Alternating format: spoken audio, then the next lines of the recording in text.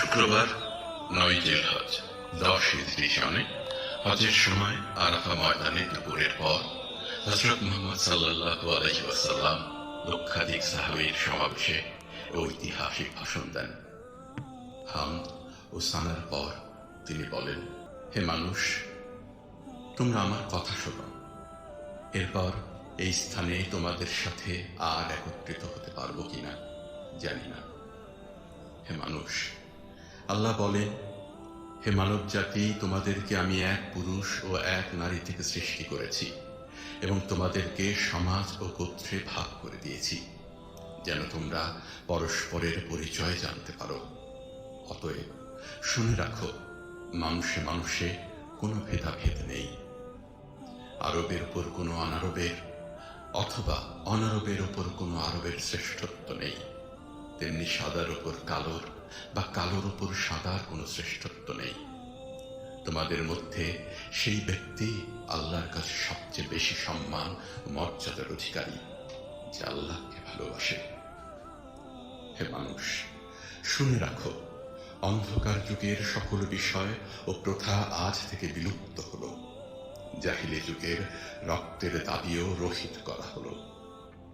হে মানুষ, শুনে রাখো, অপরাধের দায়িত্ব কেবল অপরাধীর উপরই বর্তায়। পিতা তার পুত্রের জন্যে আর পুত্র তার পিতার অপরাধের জন্য দায়ী নয়। হে মানুষ, তোমাদের রক্ত, তোমাদের সম্মান, তোমাদের সম্পদ পরস্পরের জন্য চিরস্থায়ীভাবে হারাম অর্থাৎ পবিত্র ও নিরাপদ করা হলো। যেমন আজকের এই মাস, এই শহর সকলের জন্য পবিত্র ও নিরাপদ। হে মানুষ, তোমরা ঈর্ষা ও হিংসা বিদ্বেষ থেকে দূরে থাকবে। ঈর্ষা ও হিংসা মানুষের সকল সদ্গুণকে ধ্বংস করে।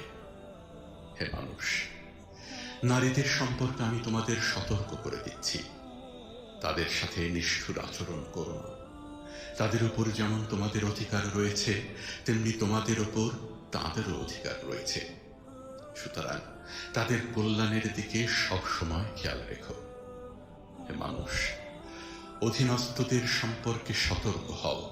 তোমরা নিজেরা যা খাবে তাদেরও তা খাওয়াবে, নিজেরা যা পরবে তাদেরও তা পরাবে। শ্রমিকের শরীরের ঘাম শুকানোর আগেই তার মজুরি পরিশোধ করবে।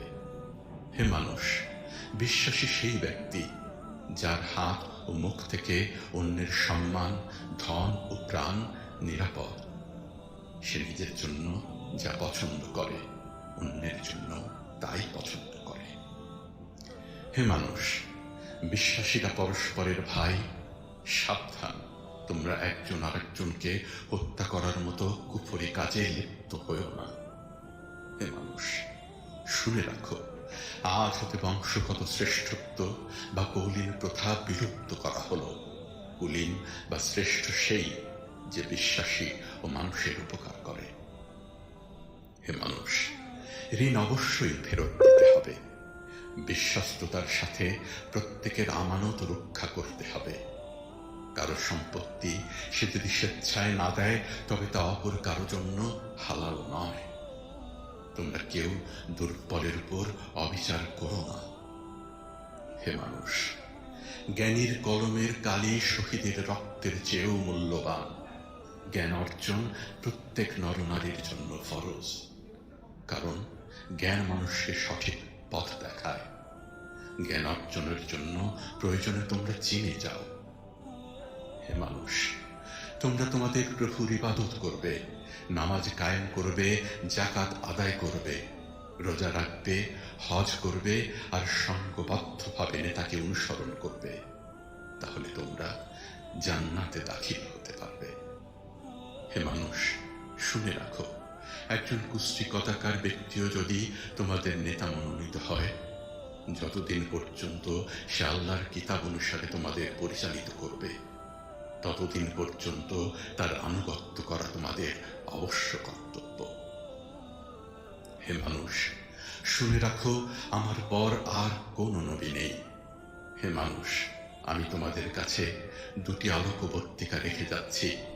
যতদিন তোমরা এই দুটো অনুসরণ করবে ততদিন তোমরা সত্য পথে থাকবে।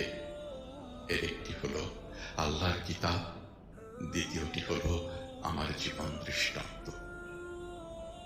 হে মানুষ, তোমরা কখনোই ধর্ম নিয়ে বাড়াবাড়ি করো না, কারণ অতীতে বহু জাতি ধর্ম নিয়ে বাড়াবাড়ির কারণে ধ্বংস হয়ে গেছে। হে মানুষ, প্রত্যেককেই শেষ বিচারের দিনে সকল কাজের হিসাব দিতে হবে, অতএব সাবধান হও। হে মানুষ, তোমরা যারা এখানে হাজির আছো, আমার এই বাণীকে সবার কাছে পৌঁছে দিও। এরপর তিনি জনতার উদ্দেশ্যে জিজ্ঞাসা করলেন, হে মানুষ, আমি কি তোমাদের কাছে আল্লাহর বাণী পৌঁছে দিয়েছি? সকলে সমস্যার জবাব দিল, হ্যাঁ। এরপর নবীজি সাল্লাল্লাহু আলাইহি ওয়াসাল্লাম বললেন, হে আল্লাহ, তুমি সাক্ষী থাকো, আমি আমার সকল দায়িত্ব পালন করেছি।